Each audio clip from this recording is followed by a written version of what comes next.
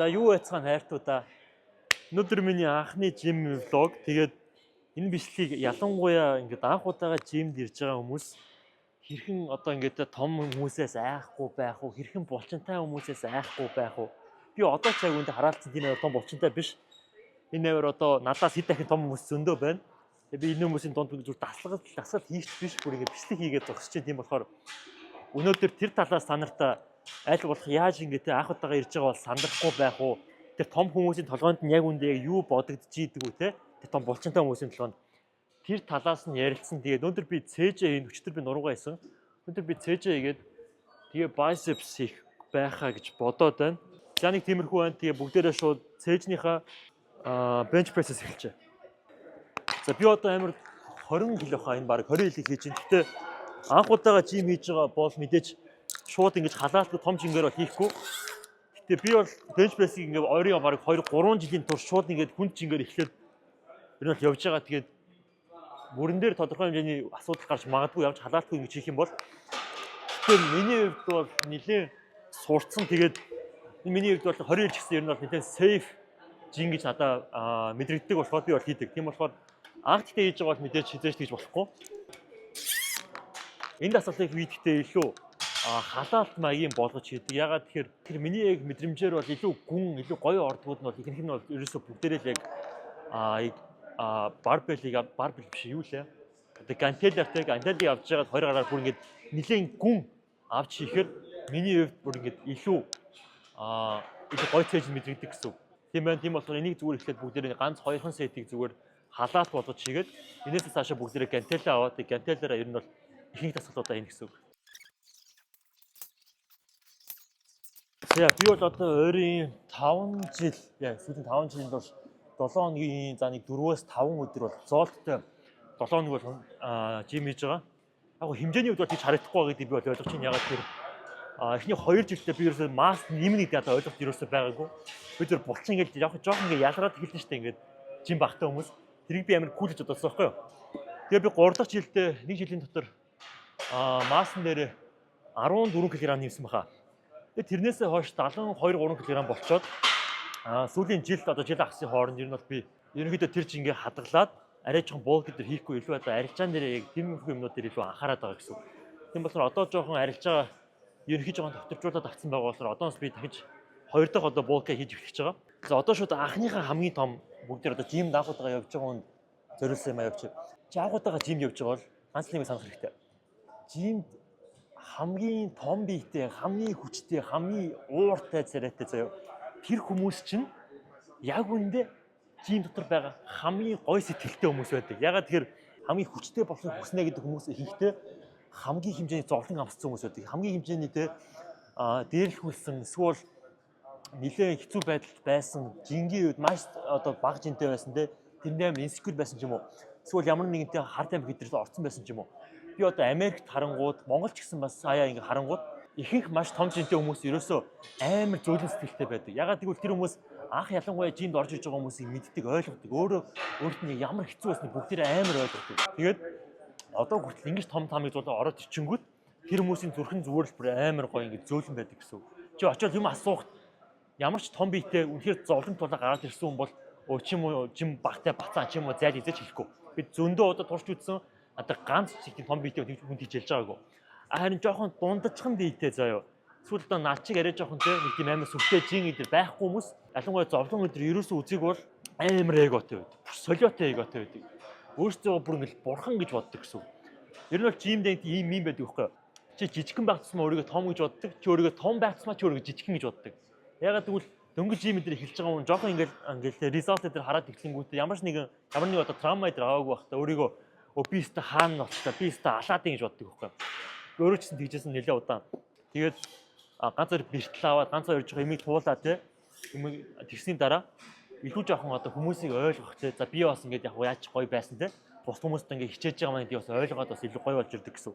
Тийм болохоор жим дотор анх удаага орж ирж байгаа бол хамгийн том биетэй хүмүүсээс юм асуухаас битгий жижигхэн биетэй хүмүүсээс битгий асуусан битгий Ягаад гэвэл чи ямар нэгэн зүйл ингээ асууж байхад өөдөөс чи муухай зан гаргаж л байгаа бол ихэнхдээ тэр зүгээр тэр хүний л ингээл insecurity нэг тийм лалрын багын юмнууд гэж траума идэр тэднэртэйгээ ерөөсөн нүр тулаагүй зүгээр нэг бочинтой болцсон.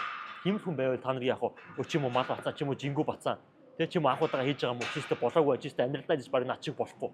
Тийм л юм биш. Үнэхээр өөрөө ингэж томоо амжаагүй бол. За тийм ээ тэгээд 2 дахь сет ич.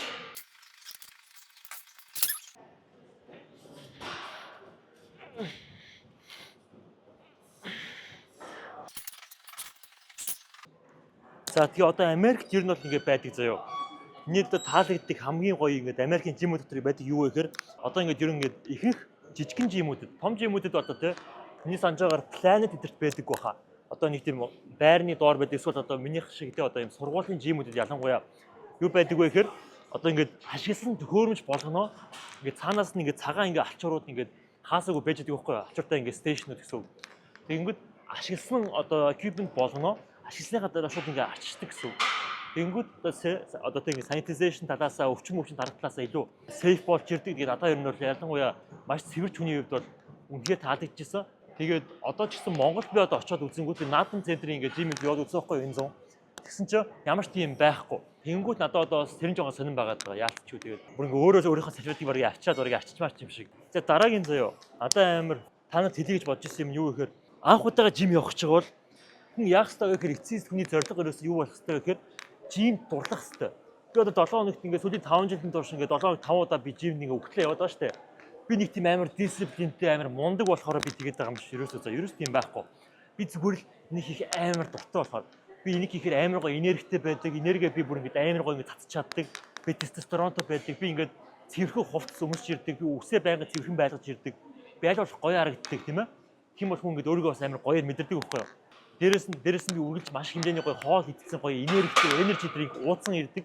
Тэгээд ирэнгүүт удаан хугацаанд жим рүү явна гэдэг юмд нь яал гэж бодохгүйгээр би тэнд очихоор би энергитэй шүү дээ. Би дээрээс нь би гоё харагддаг шүү дээ. Би гоё үнэртдэг шүү дээ. Миний өсгөө цэвэрхэн байдаг шүү дээ.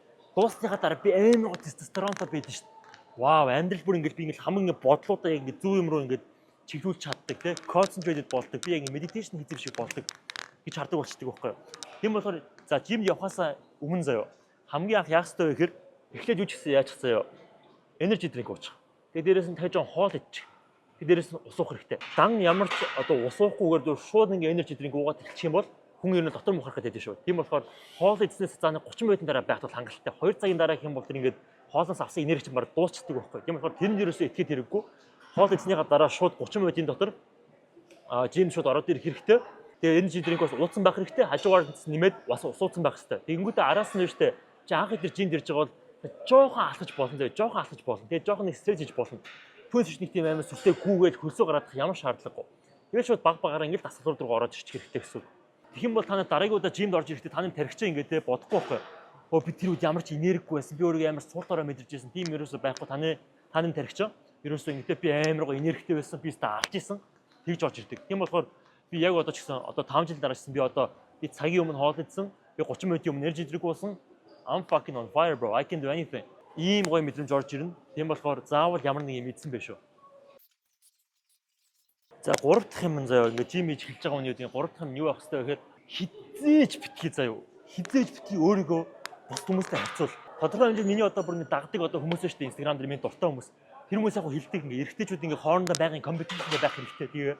Тэгээ одоо ингээд өөрийгөө бусдаа ингээд зөрүүлж харьцуулж явах хэрэгтэй. Тэм бол чи ингээд илүү ингээд хөгжмөр санагдаж хэлдэг байхгүй. Гэхдээ миний анзаарснаар яадаг вэ гэхээр чи өөрийгөө жимд бол ялангуяа гэхдээ бэж байж байгаа өөрөөс ч одоо миний ажилтны ганц 100 кг-тай хүн сууж байгаа бодоход энэ бро 100 кг-тай сууж би одоо 70 кг те би одоо 30 ядаж 5 кг бодож би орог нэмжиж би ороо энүүнээс илүү гарна те тэгээ бодод ирэнгүүт тэг юу гэсэн 35 кг жин нэмтлээ би одоо хас жаргалтай байж болохгүй үгүй байхгүй юу би өмнө 7 хоногт би ямар байсан өчигдөр би ямар байсан уржигдөр би ямар байсан өнөө өглөө миний одоо тэ бодлоод ямар байсан одоо би ингээ ямар болчтой миний бодлоод илүү гой зэгцрээд илүү гой медитейшн хийсэн шиг болчих жоох байхгүй. Тийм болохоор өргөж өөрийгөө за өнөөдөр би иймэрхүү байлаа. Өнөөдөр ийм гоё боллоо. Энэ 7 хоног ийм гоё өөрчлөлт орлоо. Хэвээ өмнө 7 хоногс би үнэхээр гоё биш үү? Үнэхээр гоё юу? Ярих юм алга. Өөрийгөө ерөөсөө үргэлж тэгэл магтаалах хэрэгтэй. Ерөөсөө хаамбал явж ерөөсөө болохгүй. Ингээл тайван байгаа те. Би ийм, тэр хүн ийм, би идэж тийм болохгүй. It's fucking pointless. Тэсний оронд зүгээр үргэлж өөрийгөө би алж штэ. Би гоё байна. Би үнэхээр болж байна. Тийм би өмнө 7 хоногт би амар таргалтай байсан. Би одоо ч гэсэн би амар таргалтай. Гэтэ би юм ерөөс юу ч хийдэггүй найзуудаасаа би 7 хоногийн илүү урд явж шít. Би илүү урд туцтай байна шít. Би илүү хүмүүстэй харьцаж шít. Тэгэл ирэнгүүт удаа хугацаанд юу ч хийгээгүй ингээл те би ингээд одоо тий өөрөөсөө гой битээ үнтэй адилхан болох гэж амар удаа хугацаа заргаж ирсэн. Би тэрний орон зүгээр юм хийхгүй байда.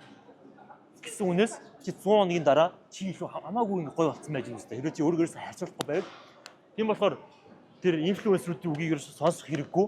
Өөрийгөө өөртөө харьцуул, өөртөө аз жаргалтай бай. Тэг өөрийгөө л болгоод байна. Би одоо Орос руу сурж явах одоо сурсан одоо хамгийн том одоо сургаалуудын үгүүдийн нэг нь юу гэх юм бол сонирхолтой заяа. Если себя не похвалишь, тебя никто не похвалит. Юу гэсэн үг вэ гэхээр чи л өөрийгөө сайрлахгүй бол хэн ч чамайг сайрлахгүй. Яг хөө тодорхой хэмжээнд өөрийгөө ингэж өдөр шөнөгүй би ингэдэг гэдэг шаардлагагүй ч гэсэн тодорхой хэмжээнд өөрийгөө би гоё штэ, би чадж штэ, би царай л штэ, би ийм штэ. Тэгэл ах хэрэгтэй гэсэн. Одоо та нарын харж байгаа би тийм амар обжективтэй царайлахгүй биш байгаа үстэй. Гэтэ би октодын өмнө түрүү би одоо шилээ тайлаад би үсээ зайлгаад би ингээ хоёрын болсон хүмүүсээр харгалт ихтэй байсан бол би 10-аас 2 3 байх байсан бол те би одоо ингээд ирэнгүүт 10-аас 6 мургаа болоод ирдэг ч юм уу те тийм чиний дефолтоор ингээ чамд өгж байгаа юм ерөөсөө does not fucking mean anything. Чи одоо өөрийгөө яаж сайжруулна? Тэр чинийгээр чи октодын өмнө чи гоё нэр төртэй болно. Октод чамайг хоёроор арж эхэлнэ.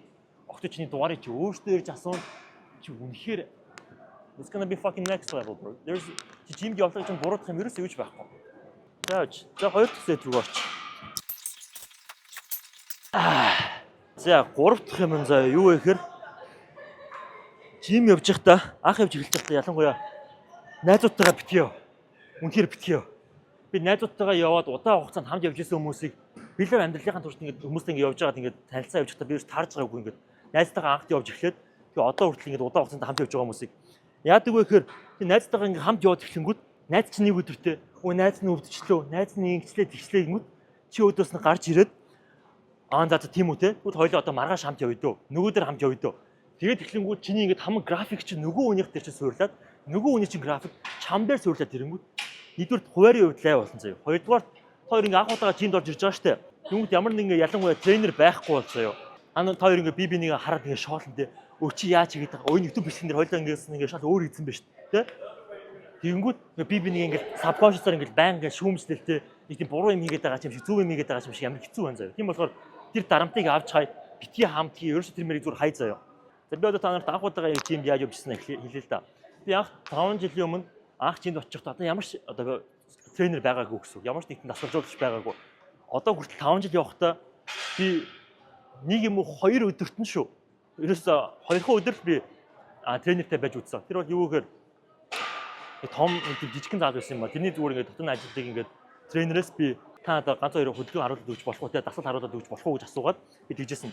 Түүнээс биш би одоо 5 жил явахдаа тийм ерөөсөө тренертэй байж үзээгүй. Тэгээ би тренергүй мөртлөө амар хол явж исэн хүмүүсийг харж исэн. Яг уу тэмцээдэд ороогүй л те. Тэгээ маш гоё ингээд цэвэрхэн биетэй те маш ингээд хүчтэй гоё биетэй болсон хүмүүсийг харж исэн. Миний хувьд би ялангуяа одоо ойр дүр жимийг ерөнхийдөө гоё лайфстайлтай гоё болгоод явж байгаа болохоор би бас нэг тийм амар тренер гэж бодохгүй байгаа. Ялангуяа одоо их сургуулийн ялангуяа жимд бол ямар ч тренер гэсэн юм ерөөсөө байхгүй шүү дээ. Тийм болохоор тэр талаас нь бол ерөөсөө зүгээр тренертэй байх албагүй. Гэтэ YouTube-ийн бичлэгүүдийг маш сайн үз. Бас ягаад би та нарт ингээд жимийн ингээд тренер дээр байх ямар ч албагүй гэдэг байгаа гэхээр тренертэй байхын тулд ингээд хүлээгээд байна шүү дээ. Ингээд би одоо тренергүй байгаа би жоохон мөнгөтэй болохоор тренертэй болно. Ээж өөр зөвшөөрөх юм бол тийм ээж өөр зөвшөөрөх юм бол ингээд эсвэл тэгээд би тренертэй болох гэдэг мөнгө алга байна. Тренер одоо ингээд хуваар ерөөс таарахгүй байна. Тэгээд өгдөг байхгүй хүн. Тэгэнгүүт өөрийгөө ингээд хоош нь барайл ингээд амар дайчгүй ингээд те өөртөө excuse үүсгээд ерөөсөө ингээд юм болохоор тэр болохгүй байна, энэ болохгүй байна, тэр болохгүй байна гэдэг байхгүй юу. Тэхийн орнд зүгээр л явцсан дээ. Өөрийгөө барыг тодорхой хэмжээнд та нар угаасаа анх эхэлж байгаа бол нэг тийм амар хүн чингээр бас хийж чадахгүй байх гэж бодож байна. Өөрийгөө гинтэйгээд ах чингээр. Ямар болохоор анх явж байгаа тохиолдолд тренер битгий. Окей? Байвал гоё, таалагдвал гоё байна. Гэхдээ тренер байхгүй бол who cares? No one cares. Тэгээ жаа ингээд буруу үгээд их юм бол хүмүүс угаасаа гайхна, угаасаа харан заяа. Намайг ч гэсэн угаасаа харж исэн. Тэгээ би одоо биш үү 5 жил ингээд жим хийж байгаа тодорхой хэмжээний техник бас ингээд хүмүүстэй бас харьцаатай бас гайгуулсан бааш. Тэгж яхад би одоо ингээд даах ингээд жим хийж байгаа буруу нэг харж жим хийж байгаа буруу нэг би рүү харах юм бол буруу хийж байгаа нэг харах юм бол би очиод яаж туслах уу брод атайхнаа яаж хэлэх үү тийм талаас нь л харна. Үнэхээр нарциссистик пицта үнэхээр муухай эготой зовлон үзээгүй атснаар л хүнд очиод чи өстө буруу хийгээд шүү дээ. Чи өстө болохгүй шүү дээ ингэж тэгж хэлдэг байхгүй. Хэрвээ чамд хүн ирээд тэгж хэлэх юм бол Чи тэр үнрөө хараад зүр нүдрүү хараад энэ пицца ямар insecure гिचивэ.